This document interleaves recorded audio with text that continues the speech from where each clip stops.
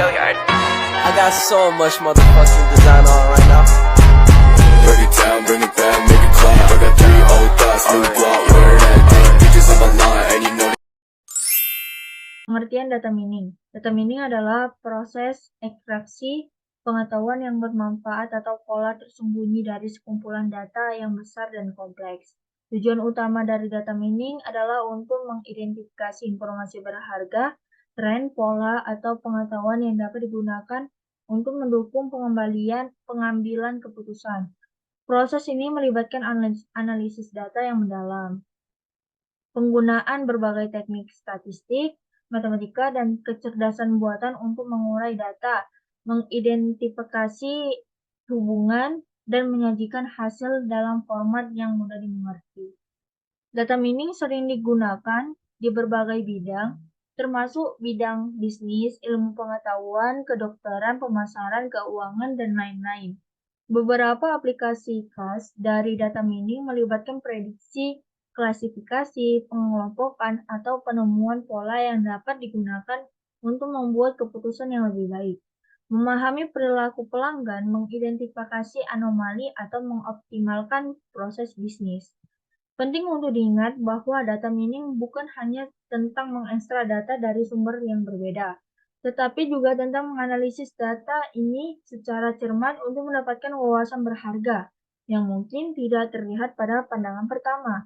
Dengan kemampuannya untuk mengolah data besar, data mining dapat menjadi alat yang sangat kuat dalam mengungkap informasi yang dapat digunakan untuk meningkatkan efisiensi, efektivitas, dan pemahaman dalam berbagai aspek kehidupan. Selanjutnya, teknik data mining. Teknik data mining ini ada 7 teknik. Yang pertama itu ada tracking pattern, yang dimana ini untuk melacak pola atau urutan peristiwa dan berfungsi untuk menemukan suatu pola pada serangkaian kejadian atau sequence yang berurutan. Teknik ini dapat mendeteksi sesuatu pada interval tertentu, seperti lonjakan permintaan produk ketika weekend atau jumlah orang yang mengunjungi situs Anda saat cuaca tertentu. Yang kedua, classification. Classification ini adalah teknik yang memerlukan teknik data mining yang lebih kompleks, karena menuntut Anda untuk mengumpulkan seluruh data dari kelas kategori atau kategori tertentu. Teknik ini merupakan yang paling umum digunakan. Anda dapat mengaplikasikannya untuk mengkelompokkan data berdasarkan label yang Anda inginkan. Misalnya, berdasarkan informasi finansial dan transaksi, Anda dapat mengkelompokkan pelanggan menjadi low, medium, atau high credit risk. Kemudian yang ketiga ada association, yang dimana market basket analis yang berhubungan dengan pemasaran produk. Analis keranjang bertujuan untuk mengetahui atau mengidentifikasi produk yang sering dibeli bersamaan oleh pelanggan. Misalnya, ketika membeli snack kentang tertentu, pelanggan juga membeli minuman soda kemasan. Dengan mengetahui kebiasaan pelanggan tersebut, maka perusahaan juga dapat melabeli produk tertentu sebagai people also bought this pada marketplace. Kemudian yang keempat ada outlier detection, yang dimana ini teknik yang bertujuan untuk mengidentifikasi ketika terjadi anomali pada pola tertentu atau pola data tertentu. Misalnya, ketika produk Anda biasanya selalu dibeli oleh pelanggan berjenis kelamin laki-laki, namun pada suatu minggu di bulan Februari, tiba-tiba terjadi lonjakan pembelian yang dilakukan oleh pelanggan perempuan. Teknik ini berperan untuk menganalisis lonjakan tersebut serta penyebabnya, sehingga Anda dapat memutuskan langkah penjualan selanjutnya. Yang kelima ada clustering. Clustering ini adalah teknik yang hampir mirip dengan classification, namun memerlukan label atau grup data yang lebih banyak berdasarkan pola kemasannya, kesamaannya. Misalnya Anda ingin mengkelompokkan demografi audiens yang berbeda-beda menjadi beberapa grup berdasarkan latar belakang finansial atau jumlah pembelinya ketika berbelanja di toko. Kemudian yang keenam ada regression. Ini adalah teknik yang bertujuan untuk mencari pola nilai numeriknya. Ahli-ahli kelasnya, hasil dari teknik ini adalah sebuah fungsi sebagai penentu yang didasarkan pada nilai dari input. Misalnya, Anda dapat menggunakan untuk menentukan harga produk berdasarkan faktor lain seperti ketersediaan, permintaan pelanggan, dan kompetitor. Kemudian yang terakhir ada forecasting atau prediction.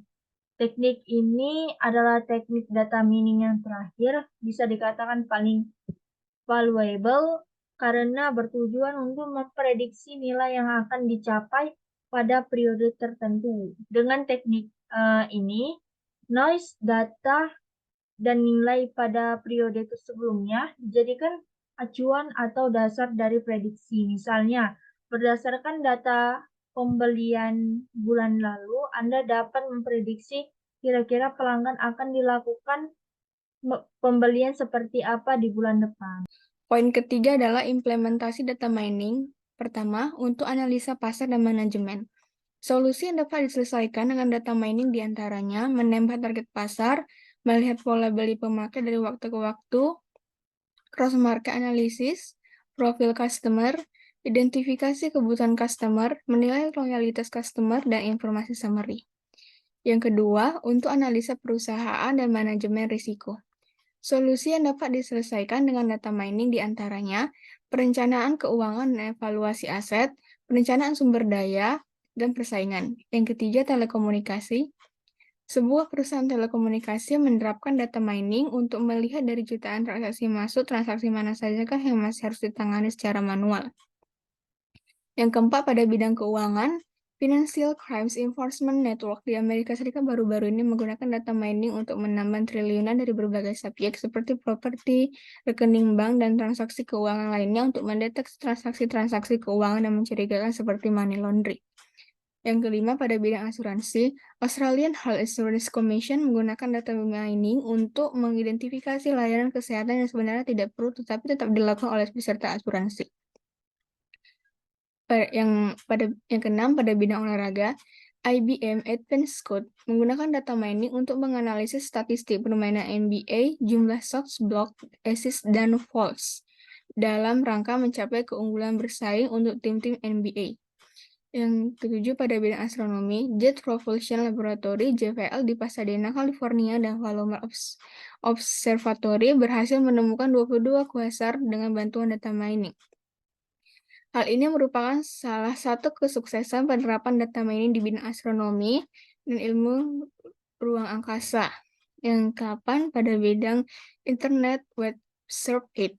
IBM Server 8 menggunakan algoritma data mining untuk mendata akses halaman web, khususnya yang berkaitan dengan pemasaran guna perilaku dan minat customer, serta melihat keefektifan pemasaran melalui web. Poin keempat, contoh kasus penerapan.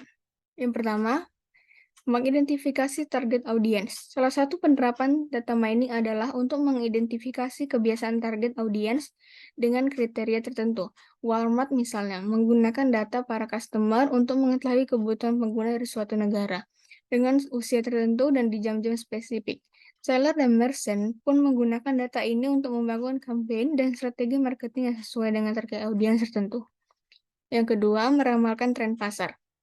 Data mining juga bisa membantu meramalkan tren pasar. Misal, ketika kamu membuka Amazon, sistem akan mengumpulkan berbagai informasi, seperti halaman yang kamu lihat, ulasan yang kamu berikan, berapa lama kamu menghabiskan waktu ketika melihat suatu produk, dan sebagainya. Perusahaan pun menggunakan informasi tersebut untuk memahami kamu sebagai customer. Itulah mengapa kamu bisa menemukan rekomendasi produk yang kamu perlukan di beranda e-commerce, padahal kamu belum memasukkan keyword apapun.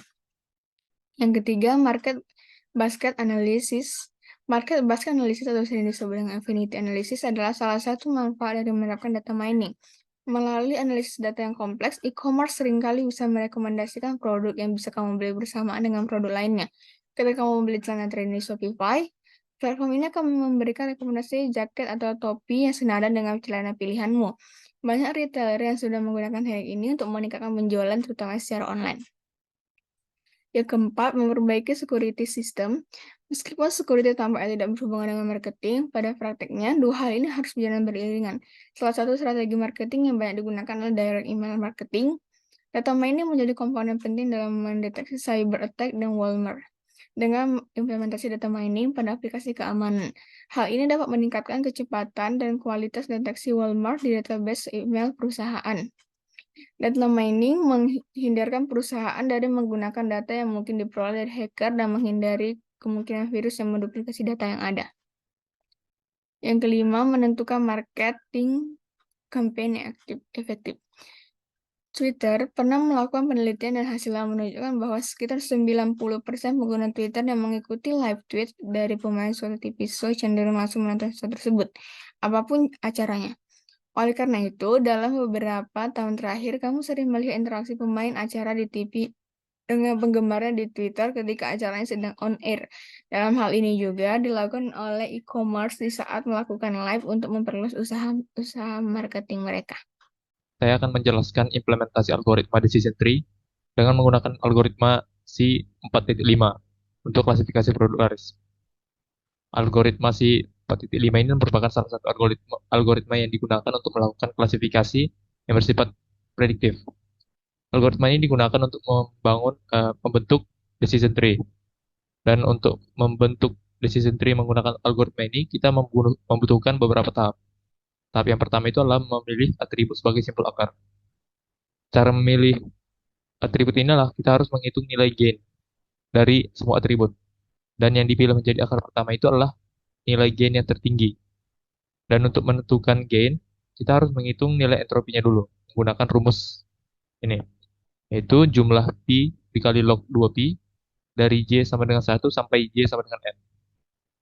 Keterangannya itu S adalah himpunan kasus, N adalah jumlah partisi, dan P adalah proporsi SI terhadap S.